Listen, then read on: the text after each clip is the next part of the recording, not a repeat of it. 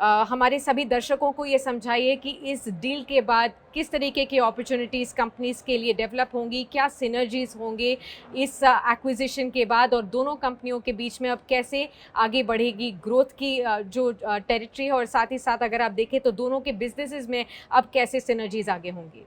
तो आज की इस बिजनेस टुडे में 10 ब्रेकिंग्स यदि बोलें तो 690 करोड़ में ये जो इसका अमाउंट बोलें तो 4174 करोड़ रुपए का ये बिजनेस हमने रुचि सोया को देने के लिए आज बोर्ड मीटिंग में हमने इसको अनुमति दी है। दूसरी बात, इसका जो फ्यूचर है बहुत बड़ा है, माने अगले साल तो 5000 करोड़ प्लस का हमारा है ही। आप यदि एक एक का मार्केट साइज देखेंगे, जो हमने 8 वर्टिकल और 536 हमने इसके अंदर एसक्यूज दिए, इसका मार्केट साइज होगा कम से कम 5 लाख करोड़ रुपए का। क्योंकि जहाँ अनऑर्गेनाइज सेक्टर में फूड बहुत चलता है इंडिया में, अब धीरे धीरे ऑर्गेनाइज सेक्टर की तरफ लोग बढ़ रहे हैं, क्योंकि जिस तरह से एडल्ट्रेशन बढ़ रहा है, लोगों को जो है अच्छे ब्रांड्स के ऊपर लोगों की लॉयल्टी जम रही है, और पतंजलि पर तो निर्वाधित रूप से बहुत बड़ा लोगों का ट्रस्ट है। फिर अगली बात, इसमें पूरा का पूरा जो है जो मार्केट साइज के अकॉर्डिंग यदि हम बात करें तो पतंजलि गाय का घी करीब 70% मार्केट शेयर हम लोग ले। यदि आंवला एलोवेरा गिलोय जूस की बात की जाए तो 80 से 90% आंवला एलोवेरा गिलोय जूस पतंजलि का ही बिकता है जी। यदि हम च्यवनप्राश की बात करें तो करीब जो है 40% मार्केट शेयर उसको हम बढ़ाएंगे, अब वो पतंजलि के पास है। यदि हम बाकी और मेडिकेटेड जूसेस की बात करें, बहुत कुछ इसके अंदर हमने डाला है जी। फिर एक यूनिक हमारी वो है कि बिना पॉलिश की नेचुरल दालें, हाई फाइबर आटा, और डिजीज के अकॉर्डिंग हमें अलग अलग प्रकार के आटा बनाए हुए हैं जी। डायबिटीज के लिए मल्टीग्रेन आटा, मल्टीग्रेन जो है पूरा दलिया। तो जो मिलेट्स खाने के लोगों में का जो रुझान बढ़ा है उसमें बहुत बड़ा हमारा आटा का, दालों का एक पूरा का पूरा वर्टिकल है। तो ये अपने आप में बहुत बड़ा कदम है। और इसकी एबिटा की बात की जाए तो 15 से 20% का ये मार्जिन का बिजनेस है। जो हम 662 करोड़ रुपए का जो एबिटा का बिजनेस है उसको हमने दिया है। तो अपने आप में यदि इसको कैपिटल मार्केट के अकॉर्डिंग इसको मल्टीप्लाई करते हैं तो इसकी क्या वैल्यू बैठती है, लेकिन हमने स्लम सेल में दिया है इसको। केवल एक ही मकसद था कि रिटेलर्स को ज़्यादा से ज़्यादा लोगों को इसका फ़ायदा पहुँचे। और हम यदि इसको डिस्ट्रीब्यूशन की बात की जाए तो लगभग 5 लाख स्टोर्स पर हमारा डायरेक्ट डिस्ट्रीब्यूशन है। 5000 से ज़्यादा अभी तो छोटे स्टोर भी हमने और खोले हैं, ग्रामीण आरोग्य केंद्र। तो 5 से 10,000 के बीच में हमारे खुद के स्टोर्स हैं। 10 लाख से ज़्यादा स्टोर्स के ऊपर इनडायरेक्ट हमारा डिस्ट्रीब्यूशन है जी। तो इतना बड़ा बड़ा काम है कि इसको हम यदि कहते जाएंगे तो आप सुनते चले जाएंगे। लेकिन ये फूड और एफएमसीजी रिटेल में एक हिस्ट्री क्रिएट करेगा। पतंजलि फूड्स नाम हमने दिया है अपना, रुचि सोया नाम अपने आप में बहुत अच्छा था, एक 50 साल पुरानी कंपनी है। लेकिन पतंजलि फूड्स नाम आने के बाद में एक वर्ल्ड में नया कीर्तिमान बनेगा, एक वर्ल्ड ब्रांड बनाएंगे हम इसको, फूड का, एफएमसीजी का, एग्रीकल्चर का। साक्षी जी। बिल्कुल। अस्थाना जी, एक सवाल आपसे भी। अभी बाबा जी ने बहुत ही अच्छे से हमारे सभी दर्शकों को बताया कि ये जो एग्रीमेंट हो रहा है ये कैसे होगा, इसके आगे की पॉसिबिलिटीज़ क्या होंगी। लेकिन जो वैल्यूएशंस का पार्ट है इसके ऊपर भी मैं आपसे एक सवाल पूछना चाहती हूँ कि फ़िलहाल जो ये वैल्यूएशंस की बात हुई है, ये वैल्यूएशन कैसे अराइव हुई है, इसके बारे में थोड़ा हमारे दर्शकों को बताएं। बिल्कुल। सो ये जो बेसिक प्रोसेस है, it's under the slump sale agreement which is the most efficient and the cost effective way to transfer a business. And so we have gone through the compliance process, basic idea being that all the assets at the depreciated value and all the inventory that the businesses hold without any liabilities of the past. So none of the liabilities which Patanjali may have had, none of that comes to Ruchi Soya. Any of the disagreements or otherwise they may have disputes, etc., that is totally regularized. So we get a basically under slum sale clean asset transfer clean sort of inventory, where work in progress, the finished goods material, etc. That gets a clean transfer. So it's a very efficient way of making a business transfer, which is what we have gone through, and under the income tax, the permitted rules. Right Baba ji, मैं आपसे ये सवाल पूछना चाहती हूँ कि आपने हमेशा ये सपना दिखाया है सभी दर्शकों को, भारतीयों को, कि पतंजलि का एम है देश की स्वदेशी सबसे बड़ी आयुर्वेदिक, सबसे बड़ी एफएमसीजी बनने का, एफएमसीजी कंपनी बनने का। अब इस अधिग्रहण के बाद कैसे वो अब पूरा होगा आपका सपना, और कितनी जल्दी पूरा होते हुए हमें दिखेगा? खास तौर पर इसलिए भी मैं पूछ रही हूँ कि कई और बड़े कंग्लोमरेट्स भी अब इस स्पेस में एंटर करने की कोशिश कर रहे हैं, तो कंपटीशन भी आगे जाते हुए बढ़ जाएगा। तो उस लिहाज से हमें थोड़ा समझाइए कि कैसे आपकी आगे दिशा बढ़ेगी। साक्षी जी, in 2 lines, no comparison with others and no competition. We are living, we are doing the whole work with self competition, self improvement, Right. self motivation. तो ये जो पूरा प्रोसेस है हमारा, और एक दो चीजें छूट गई थी उनको मैं जोड़ देता हूँ कि नॉन कम्पीट एग्रीमेंट के साथ हमने पूरा बिजनेस ट्रांसफर किया है, और इसमें कोई भी लाइबिलिटी, माने कोई डेट की या कोई किसी भी तरह की कोई लाइबिलिटी पतंजलि की रुचिया पर नहीं होती। एक बड़ी बात है जो आपने बात कही, यहाँ ये सपना है हमारा साक्षी जी कि हम एक आत्मनिर्भर भारत की सबसे बड़ी प्रेरणा के रूप में पतंजलि को लेकर के चल रहे हैं, और माना कि कुछ देशी विदेशी और भी दूसरे ब्रांड है, तो देशी का तो सबका स्वागत है, लेकिन थोड़ा विदेशी से कोई नफरत नहीं है हमारी। लेकिन एक पूरा पिछले दिनों हमने एक डाटा पूरा रिसर्च करके तैयार किया कि किस तरह से करीब पहले में 1000 लाख करोड़ की लूट बोलता था तो लोगों को भरोसा नहीं आता था।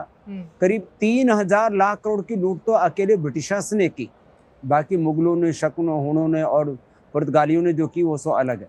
तो ये पूरा का पूरा हमारा संकल्प है कि देश का पैसा देश में रहे, देश की सेवा में लगे, और जो इन्वेस्टर्स हैं ऑब्वियसली जो भी स्टॉक एक्सचेंज के रूल्स है, रेगुलेशन से जो भी इन्वेस्ट करेगा उसको भी जो है प्रॉफिट तो मिलेगा ही मिलेगा, उसको भी बेनिफिट मिलेगा ही मिलेगा। आज भी देखो पूरे दुनिया का जिस तरह से शेयर मार्केट ध्वस्त हुआ है, इंडिया में भी जिस तरह से लोगों को शेयर मार्केट में लॉस हुआ है, 30 से 40 लाख करोड़ के बीच में लोगों को इंडिया में लॉस हुआ है। पूरे वर्ल्ड वाइड करीब 1100 लाख करोड़ रुपए का लॉस हुआ, $15 ट्रिलियन का। अब ऐसे में यदि हमारे प्रति लोगों का विश्वास है, पतंजलि में, रुचि स्वयं में लोगों का विश्वास है, तो यही हमारी सबसे बड़ी ताकत है। और हम यही करना चाहते हैं कि हम फूड से लेकर के, कॉमोडिटी से लेकर के, न्यूट्रास्यूटिकल से लेकर के, पाम प्लांटेशन से लेकर के, फिर जो पतंजलि का कोर बिजनेस अभी आगे उसमें शेष चलेगा, वहाँ हर्बल कॉस्मेटिक का, केश कांति, दंत कांति और जो हमारे हर्बल मेडिकेशन हैं, पूरी दुनिया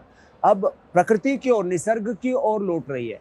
तो हम मूल प्रकृति और मूल संस्कृति के उपासक हैं, और उस तरफ देश को और दुनिया को आगे लेकर के जाएंगे, और जो भी समृद्धि हमें मिलेगी उसको सेवा में लगाएंगे। ये हमारा विजन है साक्षी। बिल्कुल। बाबा जी, एक और फॉलोअप सवाल, जैसे अभी आपने बताया पाम प्लांटेशन और कई और सेक्टर्स में आप और आगे प्रोग्रेस करेंगे, इसी के ऊपर एक सवाल यही था, क्योंकि हाल में हमने पूरी एडिबल ऑयल इंडस्ट्री में काफ़ी ज़्यादा उथल पुथल देखी है। एक इसके बाद भारतीयों के लिए खासतौर पर, क्योंकि भारत वेजिटेबल ऑयल्स का सबसे बड़ा इम्पोर्टर भी माना जाता है, तो यहाँ पर अभी रिसेंटली जो प्राइस राइज हुआ है उसका इम्पैक्ट भारतीयों पर काफ़ी पड़ा है। तो उसके लिए क्या वहाँ पर कुछ भारतीयों को थोड़ा रिस्पाइट मिले राइजिंग प्राइसेस से, इन्फ्लेशन से, महंगाई से, उसके लिए आप कैसे आगे बढ़ रहे हैं, खासतौर पर एडिबल ऑयल इंडस्ट्री की अगर हम बात करें तो? इंडोनेशिया, मलेशिया कभी भी भारत को धोखा दे सकते हैं, बीच में उन्होंने किया भी है, अभी भी बहुत क्राइसिस चल रहा है। तो हमारे पास में 2 तरह के ब्रांड हैं, एक तो मासेज के ब्रांड हैं और दूसरा क्लासेज के। तो मासेज के ब्रांड लोगों को सर्व करने के लिए अफोर्डेबल प्राइस में उनको चीज़ें मिलें, और क्लासेज के जो प्रीमियम ब्रांड्स हैं वो इसलिए हैं कि जो इन्वेस्टर्स हैं उनका भी फ़ायदा हो, क्योंकि सारी दुनिया तो मुनाफे के पीछे काम करती है। तो दोनों का हित देखते हुए मासेज का और क्लासेज का, रिटेलर्स का और कंज्यूमर्स का, और ख़ास करके जो हमारे इन्वेस्टर्स हैं उनका, और अंततोगत्वा देश का हित सोचते हुए जो भी हम अपनी तरफ से अच्छा कर सकते हैं उतना हम अच्छा करने की कोशिश कर रहे हैं और आगे भी करेंगे। और ये बात तो सच है साक्षी जी कि इस समय खास करके कमोडिटी मार्केट में, फूड में, एफएमसीजी में बड़े चैलेंजेस हैं। जिस तरह से इन्फ्लेशन बढ़ रहा है और उसमें इन चैलेंजेस के बीच में बहुत कुछ लोगों की समस्याएं हैं, उसको हम जितना एड्रेस कर सकते हैं करने की कोशिश कर रहे हैं साक्षी। बिल्कुल। Mr. Asthana, one more question I had as a follow-up on the edible oil industry only. If you could give us a sense of what is the price outlook here going forward from here. Of course, the efforts done by Ruchi Soya, Patanjali Foods, which will now be named it as well as entire Patanjali group as well, is focused towards it. But going forward in FY23, what is the outlook that you see here? So I'll pick up for the edible oil on the macro front. What are the challenges, and then what is the outlook for India we can expect? So clearly, that this whole Russia-Ukraine issue is going to have a big impact because they're nearly 60% suppliers of sunflower oil to the world. So that's having an immediate impact. We've had massive losses in South America. Almost nearly 40 million tons of crop is lost in Brazil and Argentina and other places. And likewise, there are challenges in India as well. So, despite all the larger crops, we're clearly seeing that's a visible and Indonesian ban I want to mention here, which is still continuing. So there's no easing on the ban of the oil supplies. Now, what it does is that it creates a perfect storm for India of all the things which can potentially go wrong on the supply side, which is having an impact on the prices. But my expectation is that the prices have come off by nearly $200 in last 4 weeks. I'm expecting that it will continue to go down, so which is beneficial for the customers and the consumers in India. So hopefully we will see better times. But right now, I would say that we should brace ourselves on the commodity front, especially in edible oils and grains, especially wheat, that of some bit of inflationary pressures will remain on the economy. And I think government is also working. We from our side are continuously supporting the consumers and working with the government closely, that our MRPs are kept very consistent. It's on a pass-through basis we work. So there is no undue profiteering, but we continue to support the market. But I would imagine that we should prepare ourselves for continued bullishness in the edible oil complex for next several months. It's not going to ease away. Okay Baba ji, आपसे एक और सवाल ये था कि अब जब रुचि सोया का नाम भी चेंज होके पतंजलि फूड्स हो जाएगा, तो जो रुचि सोया के अंडर जो प्रोडक्ट्स दिए जाते थे, जिनका ब्रांडिंग रुचि सोया के नाम से भी था, क्या उन सब में भी चेंजेस होंगे? कैसे पैकेजिंग चेंज होगी और कब तक ये संभव होगा? टाइमलाइन हमें बता दीजिए कि कब तक इस एग्रीमेंट का फाइनलाइजेशन होगा। देखो, जिस स्पीड से हमने काम किया साक्षी जी, चाहे हमने पहले इस कंपनी को जो है एनसीएलटी प्रोसेस से जिस तरह से हमने टेक ओवर किया, जिस तरह से इसका टर्न अराउंड किया, जिस तरह से हमने उसके अंदर फूड बिजनेस दिया, जिस तरह से हमने पतंजलि फूड्स नाम देने का इसके जो है ये हमने डिसीजन लिया, जिस तरह से अब ये फूड बिजनेस पूरा ट्रांसफ़र करने का हमने डिसीजन लिया, ये सारे डिसीजंस बताते हैं हम कि हम किस स्पीड से काम कर रहे हैं। और अभी जो आपने प्रश्न पूछा था उसका थोड़ा एक छोटा सा अंश छूट गया था कि आगे का फ्यूचर क्या है एडिबल ऑयल का। तो इंडोनेशिया, मलेशिया तो कभी भी खड़ा कर सकता है हाथ। तो 15 लाख एकड़ जमीन में पाम प्लांटेशन का हमारा प्रोजेक्शन है, पूरे देश को खाद्य तेलों में आत्मनिर्भर बनाने का। उसमें कुछ तो 6 महीने की हमारी फसलें होती है, लेकिन ये पाम प्लांटेशन वाला ऐसा काम है 3 साल में फ्रूटिंग स्टार्ट होती है, 5 साल में फुल फ्रूटिंग आती है और करीब 40 साल तक चलती है जो नई उपज आई। तो ऐसे हमारा जिस स्पीड से एग्जीक्यूशन चल रहा है, इस पूरी 147 सालों की हिस्ट्री में स्टॉक एक्सचेंज की इतना स्पीडली काम शायद ही किसी कंपनी के अंदर हुआ हो, क्योंकि हमारा मूल ही मंत्र होता है विकल्प रहित संकल्प अखंड प्रचंड पुरुषार्थ। जो करना है वो करना है किसी भी कीमत पर, कम से कम समय में लेस जो है प्रॉमिस ओवर डिलीवरी वाला जो एक बड़ा लफ्ज जो इस्तेमाल किया जाता है इंडस्ट्री के अंदर, हम उसके ऊपर 100 नहीं उसके ऊपर 1000 गुना खरा उतरते हैं। तो इस गति से हम काम कर रहे हैं। बाकी तो वक्त के साथ चीज़ें जो सामने आती रहेंगी आपको बताते रहेंगे। बहुत जल्दी इसी महीने के अंत तक आपको हम पिछले साल का भी पूरा जो है टर्नओवर, पूरा जो एबिटा है वो सब आप देखेंगे, तो वह अपने आप में अप्रतिम होगा, अप्रत्याशित होगा, अपने आप में एक बहुत बड़ा एक हिस्टोरिकल इवेंट होगा जिस दिन हम अपने ईयरली पूरे रिजल्ट्स अनाउंस करेंगे। साक्षी जी, बिल्कुल, हम आपका स्वागत करेंगे तब भी और जानेंगे आपसे। उम्मीद यही करते हैं कि निवेशकों के लिए काफ़ी ज़्यादा फ़ायदेमंद रहेंगे नतीजे भी। और अस्थाना जी, एक और सवाल मेरा आपसे था आखिर में, मैं आपसे जानना चाहती हूँ इस एक्विजिशन के बाद अब आपका जो प्रोडक्ट मिक्स है और जो रेवेन्यू मिक्स है वो अब आगे जाते हुए कैसे दिखेगा, और क्या और रेगुलेटरी अप्रूवल्स की ज़रूरत है? अभी शेयर होल्डर्स के बाद कितना और समय लग सकता है? सो इसमें मेरे अनुमान है कि 2 महीने से ज़्यादा नहीं लगेगा। Okay. शेयर अप्रूवल में ज़्यादा टाइम नहीं लगेगा और उसके बाद जो रेगुलेटरी अप्रूवल्स का कोई ऐसा कॉम्प्लेक्सिटी नहीं है, लेकिन रिक्वायरमेंट है। तो जो सारा रिक्वायरमेंट हमको करना ही है, उसमें करीब 2 महीने का अनुमान है कि हम लोग कर लेंगे। लेकिन आपका जो आपने बताया कि प्रोडक्ट मिक्स का है, वो बहुत अच्छा क्वेश्चन है। सो अभी हमारा जैसे प्रोपोर्शन ऑफ फूड एफएमसीजी का जो था, वो कुल अबाउट 8% था। वो इमीडिएटली फूड बिजनेस के एक्विजिशन से 20% हो जाएगा of the proportion of the revenue. और प्रोग्रेसिवली टारगेट हमारा क्लियर कट ये है, और जो कि इंटरनली डिस्कशन हुआ है, स्वामी जी का एक प्रकार से एक विजन क्लैरिटी है कि हमको 50% रेवेन्यू जो है हमको फूड एफएमसीजी से बिल्ड करना है। तो उसकी तरफ वी कंटिन्यू टू वर्क, और 5 years में we are expecting this company will be way larger than what you currently see, because हम लोग का continuous every year our growth rate is going to be between 10 to 15% year on year. So we are hoping that we should be 50% FMCG portfolio, and 50% of will be comprised with the commodity brands, etc. So they are also not pure commodity trading. We've got all the brands there.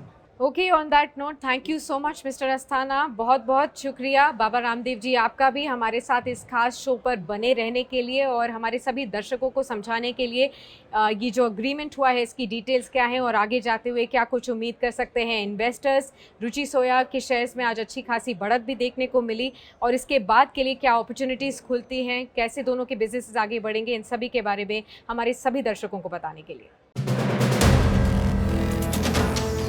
Video पसंद आया तो हमें like, comment, share और subscribe जरूर करें।